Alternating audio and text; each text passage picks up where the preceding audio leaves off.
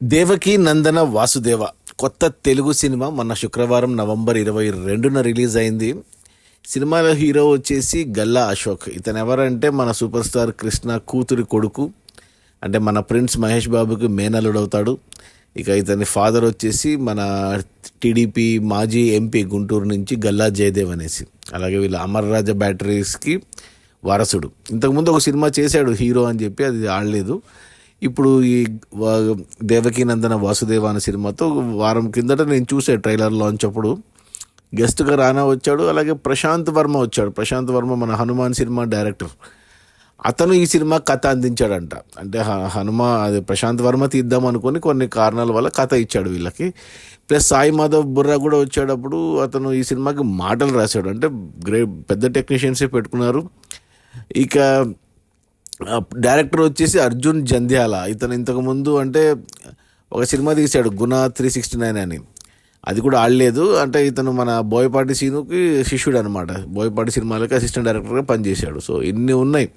ఇక ప్రొడ్యూసర్లు కొత్త వాళ్ళే. బడ్జెట్ 23 కోట్లు పెట్టామని చెప్పారు అప్పుడే ఆ ఫంక్షన్లో.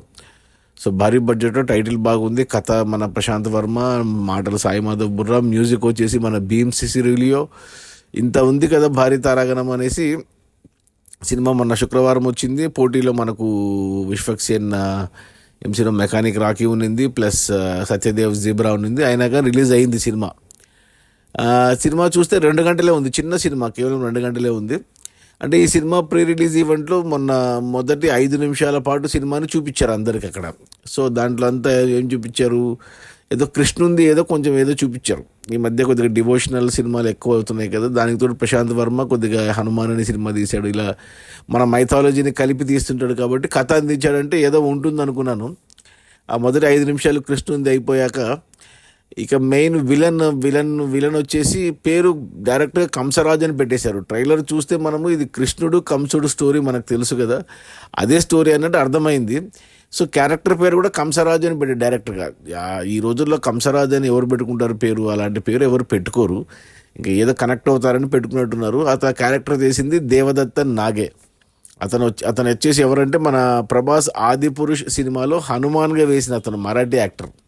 సో అతనికి మంచి పవర్ఫుల్గా ఎస్టాబ్లిష్ చేశారు. స్టార్టింగ్లో ఒక 15 నిమిషాల పాటు అతనిదే ఉంది అంతా. ఇక బోయపాటి సినిమా లాగా నరుకుడు ఇలా పెట్టుకున్నారు కంసరాజు క్యారెక్టర్. ఆ తర్వాత మన హీరో ఇంట్రడక్షను గల్లా అశోక్. అతనికి ఒక ఉట్టి కొట్టే ఫైట్ అండ్ ఉట్టి కొట్టే పాట. అంటే మనకు ఈవెంట్లో చెప్పారు మహేష్ బాబుకు మురారి ఎలాగూ ఈ గల్లా అశోక్కి ఈ సినిమాలో అవుతుంది అని ఎక్స్పెక్ట్ చేశారనమాట. సో అలాగే మురారిలాగే ఉట్టి కొట్టే ఫైట్, ఉట్టి కొట్టే పాట ఒకటి పెట్టుకున్నారు. బాగానే ఉంది పాట. అది ఓకే, డాన్స్ గేమ్స్ రెగ్యులర్గా ఉంది. ఫ్రెండ్స్ గ్యాంగ్లో మన గెటప్ సీను వాళ్ళంతా ఉన్నారు కానీ పెద్ద గేమ్ లేదు క్యారెక్టర్.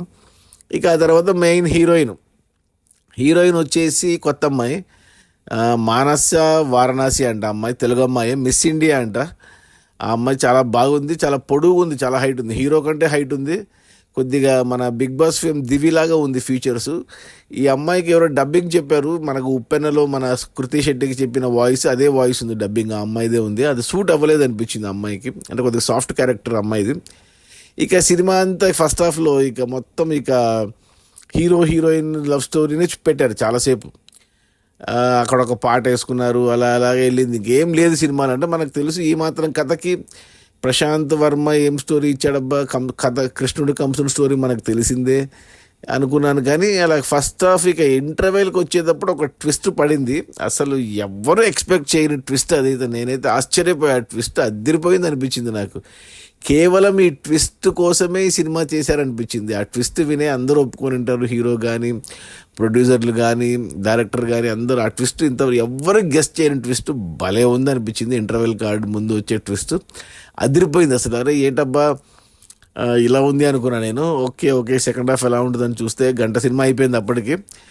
ఓకే బాగానే ఉంది, పర్లేదు, బేరబుల్గానే ఉంది, రెగ్యులర్గా ఉన్న కమర్షియల్ ఫార్మాట్లో ఉన్న. బట్ ట్విస్ట్ మాత్రం అదిరిపోయింది. ప్రశాంత్ వర్మ స్టోరీ ఇచ్చాడంటే నేను అర్థం చేసుకోవాలి. అంటే స్టోరీ మాత్రమే Prashanth Varma, screenplay director రాసుకున్నాడు.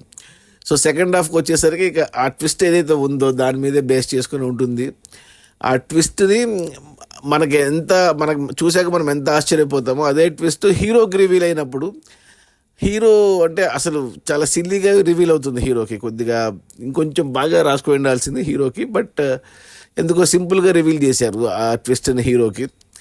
ప్లస్ హీరో రియాక్షన్ కూడా పెద్దగా ఉండదు. ఇప్పుడు చూస్తున్న మనకి ఎంత రియాక్షన్ ఉందో హీరోకి పెద్ద రియాక్షన్ ఏమి ఉండదు ఆ ట్విస్ట్కి. అది ప్లస్ ఇంకా అక్కడి నుంచి ఆ ట్విస్ట్ని పెట్టుకుని సినిమాని కామెడీగా తీసుకెళ్లారు. కొద్దిగా కామెడీగా ఒక అరగంట పాటు ఒక చిన్న సైడ్ విలన్తో కామెడీ ట్రాక్ నడిపించి ఏదో బిర్యానీ ఎపిసోడ్ అని అని అని లాగిచ్చి ఒక మధ్యన అక్కడ ఒక పాట వేసుకుని హీరో హీరోయిన్కి ఒక మంచి ఐటమ్ అంటే మంచి డాన్స్ నంబరు. డాన్స్ బాగానే వేశారు, లెగ్ మూమెంట్స్ ఇద్దరివి బాగున్నాయి. ఆ అమ్మాయి హైటు, ఈ హీరో డాన్సు, పాట కూడా బీమ్స్ ఏదో మంచి మాసీ నంబర్ ఇచ్చాడు, బాగానే ఉంది. అంటే గుర్తు పెట్టుకునే దగ్గర పాట ఏం కాదు కానీ ఓకే పర్లేదు. వాళ్ళకి మొదటి సినిమా అయినా హీరోయిన్ కూడా బాగానే చేసింది. అక్కడ అయిపోయింది. ఇంకా క్లైమాక్స్ ఏముంది, ఏ ట్విస్ట్ ఏదైతే ఉందో సినిమా అంతా బేస్ అయిందో ఆ ట్విస్ట్ పైన. ఆ ట్విస్ట్ ఈవెన్ విలన్కి కూడా చాలా సిల్లీగా తెలుస్తుంది. అది అక్కడే మంచిగా రాసుకోవాలి, అక్కడ ఎఫెక్టివ్గా చూపించాలి, బట్ సిల్లీగా రాసేసుకున్నారు, సిల్లీగా చూపించారు ఆ ట్విస్ట్ని విలన్కి.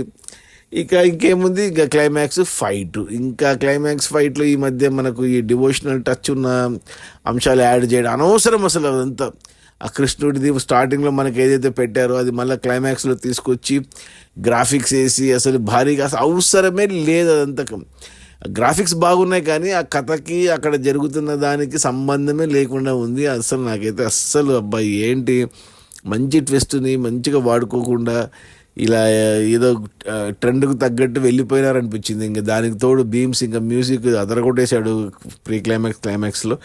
బట్ ఏది కరెక్ట్ కాదు, నాకైతే కనెక్ట్ కాలేదు. సినిమా అయిపోయింది అంతే, 2 గంటల సినిమా.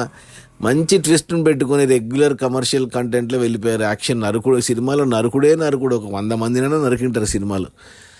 2 పాటలు ఇక ఇంత హీరోని కూడా అంటే హీరో గల్లా అశోక్ని అంటే హీరోగా ఇంకా యాక్సెప్ట్ చేయాలని టైం పడుతుంది. అంత గుడ్ లుకింగ్ అయితే కాదు అతను. కొద్దిగా చూస్తుంటే నాకు అతను ఎవరు నందమూరి యువరత్న అతను యాక్టర్ పేరు తారక రత్న మాదిరి కొంచెం కనబడుతున్నాడు. ఆ బొచ్చు ఏమో ఇంత ఉంది నెత్తిన, అదేది మన గురవయ్య బొచ్చు మాదిరి, మన పుట్టపర్తి సాయిబాబు లాగా ఇంత బొచ్చు వేసుకుని ఉన్నాడు. క్లోజప్ షాట్స్లో కొద్దిగా ఫేస్ చూడలేకపోతున్నాం.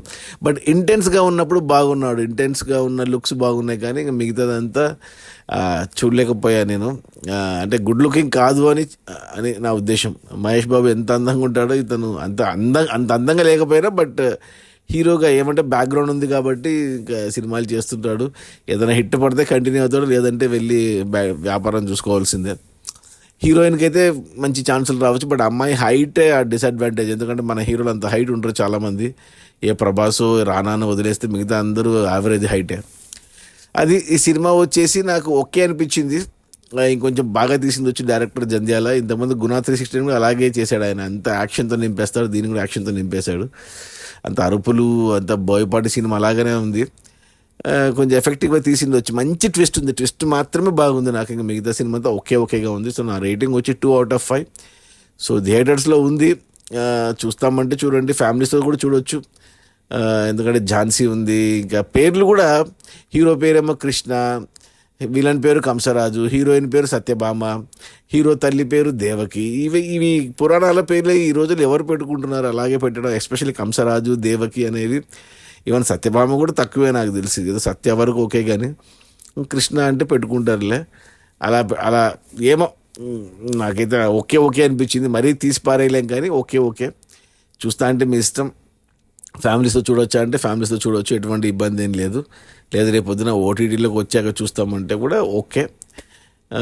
డివోషనల్ పెట్టుకున్నారు కానీ అదేం వర్కౌట్ అవ్వలేదు, ఏం ఫీల్ ఏమీ రాలేదు. అసలు అనవసరం సినిమాకి కృష్ణుడి డివోషనల్ టచ్ అనేది. సో అది ఈ దేవకీ నందన వాసుదేవ నాకు తెలిసి కష్టమే కమర్షియల్గా కూడా వర్కౌట్ అవ్వడము.